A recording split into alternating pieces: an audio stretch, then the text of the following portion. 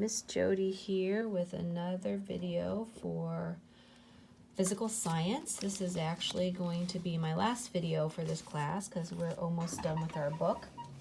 In this last chapter on astrophysics, I'm just going to summarize some of the parts. I know everybody's getting a little antsy and ready to be done, and we didn't think this was going to go on forever, so this time of taking notes and getting ready stuff for our journal so that we could get back together and do our activities hasn't really worked out because we still are not back together, but at least we continued some of our learning, and hopefully you've been working along and you've been doing your notes on a half sheet of paper for me. Still finish that up for this so that way our journals are done on this last chapter of astrophysics. I am going to put a little drop box at the Science Center right by the front door where the dig pits are. I'm going to open up that crate and put a little box in there. And if you're out and want to, of course it's optional, you can drop off your notes from me that you've been taking all along, and I'll get them all glued into your journal. And then if for some reason we are able to meet at some point and do some of our projects together, and maybe in the summer do our field trip, we could still do that and take the pictures for the spots that we missed, and we could glue those in later, hopefully. But if not, you could at least have your journal for your evaluations. I could get all those ready for you. Okay, so last week I had a little delay. I sent you a note, hopefully you got it, on trying to get some stuff done here at the Science Center, so you didn't receive your lesson last week. So sorry about that, but hopefully this last lesson you can get done and be done. And I will be gluing all the blank tests in there too, the tests that we missed. I had saved those, planning on for us to do them together. So I'll glue those in the journal, and you could do those at home if you end up picking up your journal once I get them all finished. Okay, so astrophysics. So after, and let me just go back here a little bit with our study of light that we did in our last chapter. Obviously, this is the start of my sun. I'm going to add some more colors of visible light to that. But you were supposed to do some sort of sun project, and some of you sent me some pictures, and that's awesome. I really appreciate that. And those crafts that you're doing on the half sheets that go in the journal, also add those to your baggie that you're going to give to me eventually, whether you drop it off or if you wait till I see you again. That's fine too.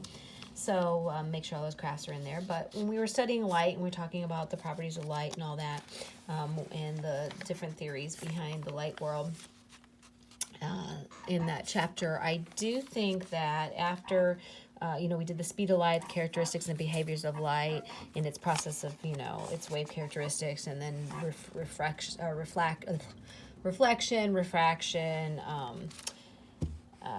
diffraction, and interference, and all that. I think I said I was going to send you, for the rest of the chapter, I was going to send you a video and diagram on how our eyes see light, and then how we perceive color. But I might not have remembered to add that. But I did print that out for our journal, so they'll be in there. But I think I said, maybe, I can't remember, I think I said I was going to send you a video for those two, and I didn't add those two diagrams, but don't worry about it. I'm sure when you were going over the chapter, you read this information, and if we got back together, we were going to do some experiments with color and light, so we could always do that then. But moving on, I left some spots for activities for us to do, and for our quiz and picture spot. But with our last chapter, astrophysics, remember when we did do the craft with the sun because of the light and all that, it basically takes the idea of, okay, now that we understand light a little bit, let's move into the astrophysics world, an introduction to it, and let's start with our sun, which is our big light bearer. And so they link that together. So with this astrophysics, so what is astrophysics? It's a branch of astronomy that employs the principles of physics to celestial objects and phenomena. So basically the physics that we've learned this last second semester of physical science, we can take those physics and apply them to the astronomy world. Like, not just the particular physics of the sun and light, but even like motion and orbits and all those sorts of things. And so it just gives us an introduction to astrophysics because it's the last chapter. So it doesn't go in super depth. It doesn't bring in any of the kinetic side, the motion and all that. All it basically focuses on is our sun, which is our big light bearer, because we just talked about that in chapter 15 as light, and then stars as a whole, classifying stars, and then it gives you little tidbits on things like supernovas, nebulas, galaxies, what else? Different types of varying stars, binary stars, all that kind of stuff, and how to measure distances with parallax and stuff. So what I thought I'd do is just give some summaries of a couple of the main points, and then I'll send you some videos on some of those other topics, and then that way you at least get to go over some of those and finish up that chapter. And then also, like I said, with the Dropbox, also homework. Those of you that have been doing homework and want to turn that in too for me to grade for the end of the year, then you can add that in along with your journal sheets to the Dropbox. Okay, so the branch of astronomy that employs the principles of physics to celestial objects and phenomena. So everything that we've learned in the physics unit, we're going to apply that to the astronomy world. But this just being an introduction, it's only going to be a few things. So our star, it starts out. It says our star, the sun. It's a very special star, one in fact that it's an individual star, because the vast majority of stars have one or more companions, meaning we have multiple star systems, like they work together. So you might have two stars that are rotating with each other. And so most of the time when we look at our star, we think that all stars must be singular and not having that companion star. But really the truth is the majority of the stars actually are in companionships in those multi-star systems. Okay, so with that, we have a very special star that it's an individual star. It's very special in the fact of its size, its particular size, and its particular mass, and its particular placement in relative to us, so that we have that star being just at the right spot in the fact distance from Earth, and the right size and the right mass, because this creates our solar, our ability for that solar to be at the right place in to give us the right amount of heat, not too hot, not too cold, is what we call the Goldilocks zone. And so with our size of our star, its mass, and the placement for where we are to the star, we have this zone of life, they call it, the Goldilocks zone. And so other stars who have planets orbiting them, they're always looking for a planet that's in the Goldilocks zone with that star's particular size, mass, and such, and looking for that perfect placement. So our star is unique in that we have that perfect placement and that perfect star to give us the life, the light source and the energy source that we need for life sustainment. Okay, and then also the process of our star, the sun.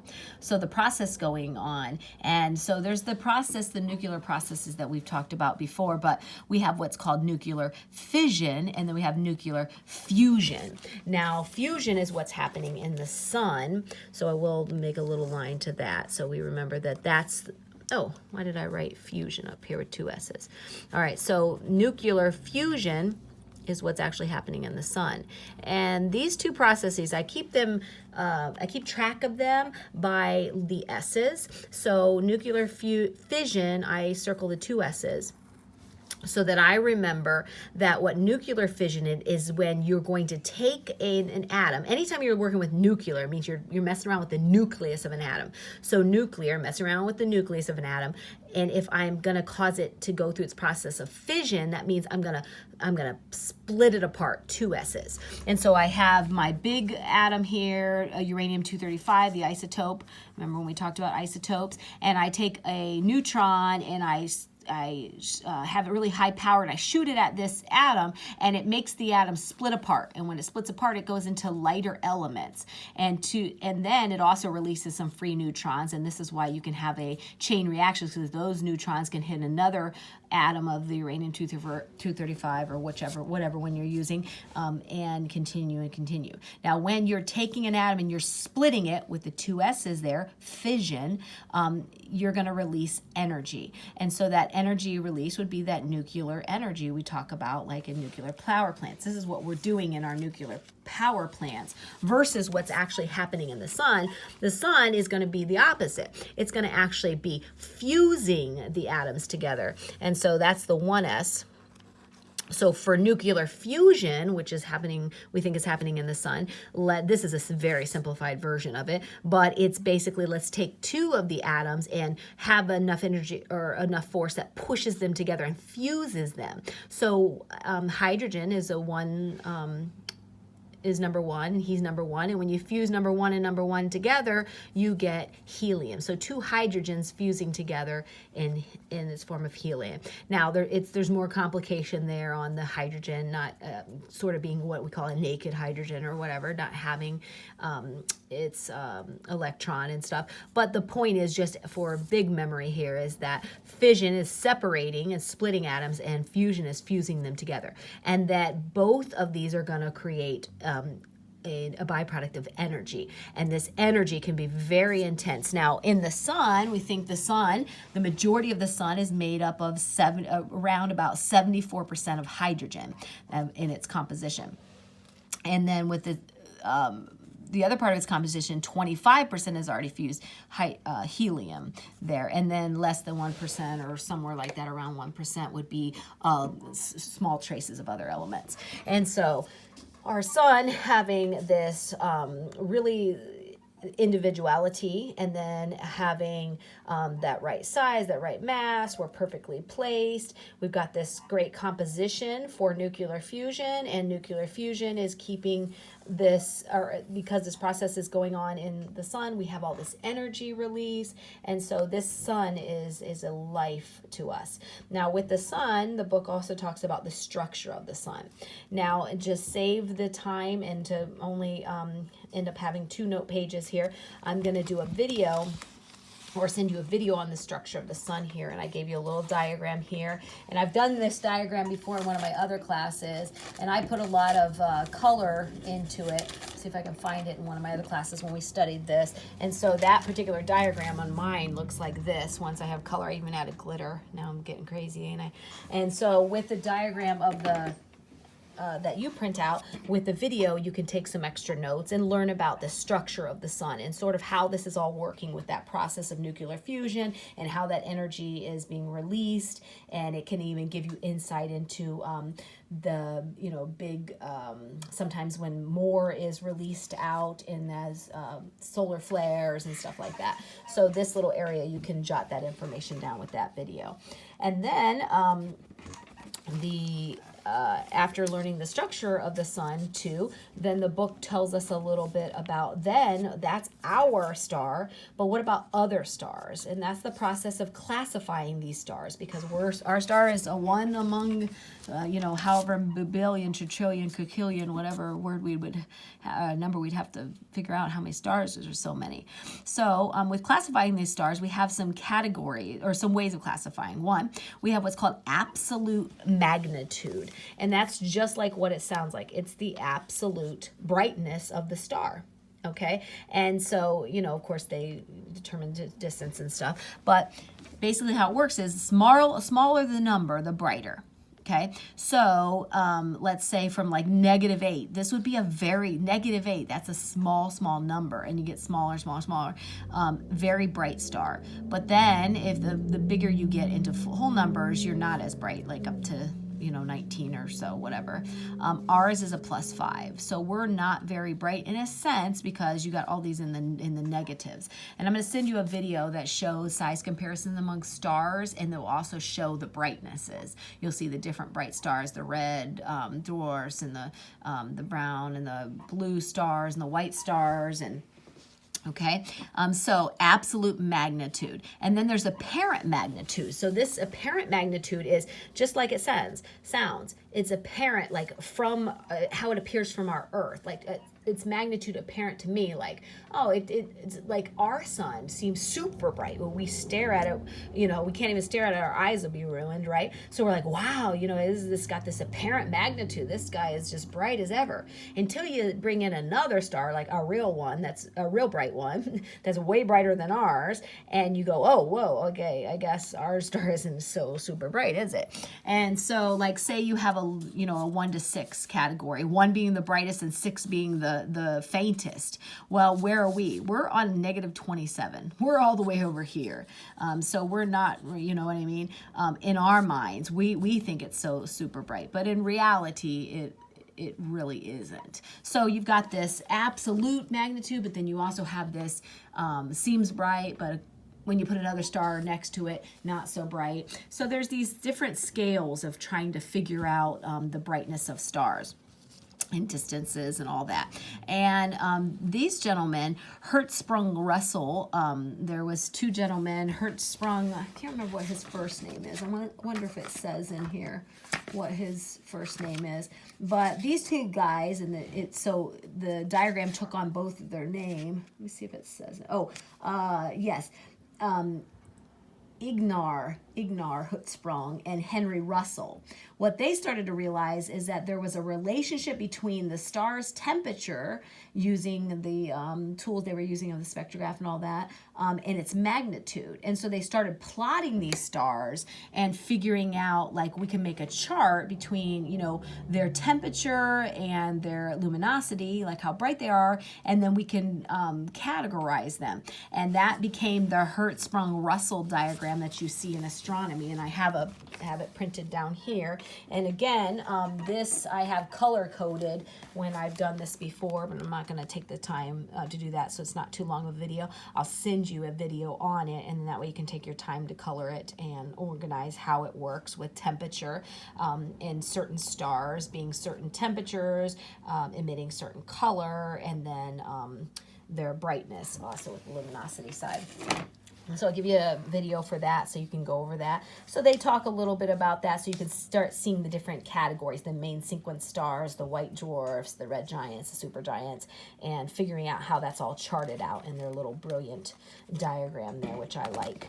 All right, and then it goes on and talks a little bit about galaxies and supernovas and nebulas and stuff. And so what I thought I'd do, just to make it simple, is I gave you a second side of the sheet, which is the second half of your diagrams, and I'm just making it very simple because I want to just end this with not too much right now.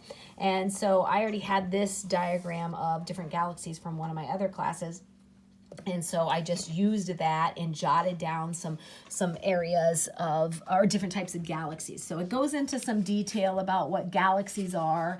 And so they actually only give you spiral, lenticular, and elliptical in our book, but I just put them all, kind of like categorize them in order so you can kind of see. Spiral. So spiral are central, they have a central nucleus that resembles a flattened ball to which is attached long curved arms. And so with that spiral galaxy, you're probably very familiar with that because we've had a lot of probably growing up, you had a lot of times when you were, you saw pictures of galaxies, and a lot of them are spiral because it's really fascinating to look at. And so they do tend, if you ever learn about galaxies, they always put the spirals up there, right? And so with the spiral galaxy, like I said, having that central nucleus there, and then the arms spiraling around. There's also the barred spiral galaxy, and that would be like us, the spiral arm attached to a straight bar. So as it's spiraling, it sort of makes this sort of straight bar. And what I've done with this before, and you don't have to because I guess you guys are big kids and you don't play with glitter, but whatever. If you were here, I'd be making you put glitter on these little cuties because it would just be terrible without such things. So I'm going to just put a little for my spiral, and then my barred galaxy, it creates this little bar in the middle here as it's spiraling out, and it creates these like longer arms or whatever they are, like distinct arms, I guess I should say. So I'll put a little glitter on that as he's spiraling in that bar. And got to do that. And then our book talks about the lenticular and then the elliptical, and they just leave out the irregular. That's fine. No, maybe they do. No, they do talk about irregular. So no, I'm not being true there. They do. So the lenticular, lenticular is kind of like the intermediate. It's in between a spiral type and an elliptical type. And so it's the in between. Now, what's interesting is it's got the large scale disc, but no large scale arms. And so I put lenticular and elliptical together on this diagram. It's hard to tell which one's which, either anyway. So lenticular would still have that large scale disc, but no arms visible, large arm scales, I should say. Elliptical is kind of similar, but it's, instead of being as round, it's more like football shaped. And you know that word elliptical, like an elliptical orbit, it's gonna be stretched, meaning stretched out, in a sense. So I'll just put this little doozy there. I'm not giving any arms to any of this. And there's not as much dust and gas in these particular ones, the elliptical. All right, so there's that. So that little diagram, that one diagram is for both of these, lenticular and elliptical. And then,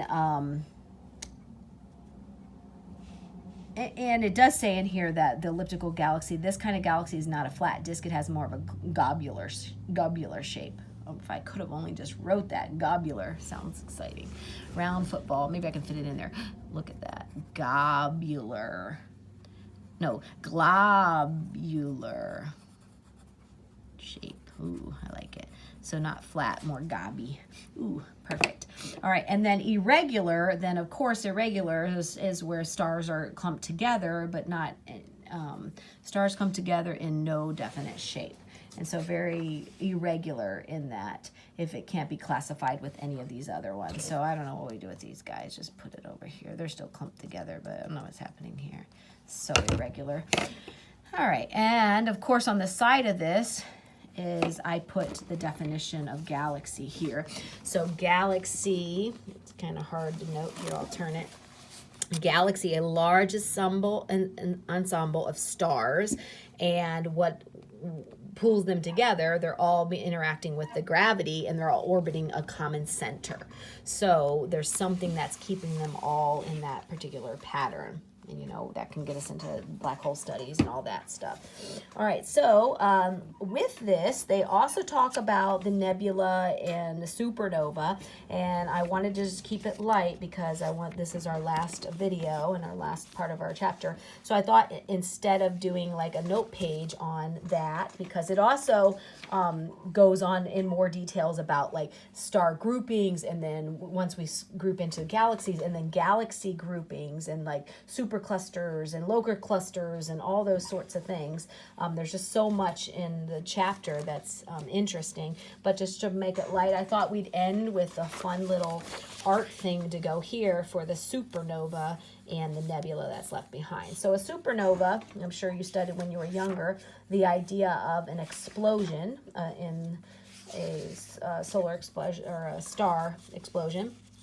And so I thought, well, and then what's left over is the big cloud of bright gases after. So with the supernova, a true explosion of a star. When a supernova occurs, the star expands rapidly and brightens enormously and then fades away permanently. And the debris left over from such an explosion is a cloud of gas called a nebula. And when I did this with my other class, we were actually here at the center. We did those pop contained, or those like camera, you know, like what the film canisters used to come in. We use those and we pop them with effervescent tablets or dry ice, and we have paint in them, and when they pop, we turn them upside down on a piece of paper, and then we let them explode, and it leaves behind paint droppings, which would, and then I put a little glitter in, which would represent the nebula. So nebula will be what's left behind from the big explosion. But since we're not together, and not everybody has things like dry ice and all that to pop and all that, I thought I'd just do a paint one for this. And so what I thought I'd do is I just put a bunch of different colors of paint and some glitter to represent, wait, I don't want to use red. I'm going to use colors to create nebula. And if in your book, if you note, they give a couple, no, maybe just one picture of the actual crab nebula. So I'll show you the crab nebula there. So you're trying to make something that looks like that. That's just gorgeous leftover gas cloud dust from this beautiful star explosion. And I have a book that is very good color that has tons of beautiful pictures of tons of different nebulas, and I could have brought that and shown that, but maybe I'll send a video or something on some really cool nebulas. So I'm just going to take paint, and you could come up with a very creative art project. It doesn't have to be this, which I'm just going to squish together and make a nebula, and it's not going to be super exciting, but you could be very creative and come up with something for me and send me some good pictures of what you made. You could watercolor a nebula. You wouldn't have to use the squish paint thing if this wasn't your thing. Oh man, that just ruined it, didn't it? I got a big glob of blue, and I'm gonna put some glue in there so that I can have some glitter that's gonna have my stuck in there. And the reason I want the glitter is to represent the dust. So gases and dust that are left behind. Let me put a whole bunch of this little from the super explosion. And I know what you're thinking, Miss Jody. We are in high school. Why are you making me do this? Because I like it. And you're going to like it too. Please. For me. But again, you can do something way more astute and, for older students than taking paint and glue and squishing it together and making me a beautiful nebula. All right, but anyway, so here goes my explosion. I'm just rubbing it together. And there's my sounds. If you've been missing all my sound effects, I know some of you can't live without that, the Miss Jody sound effects. I'm rubbing it around because I feel like I got that big blue glob in the middle. I don't know what it's gonna look like.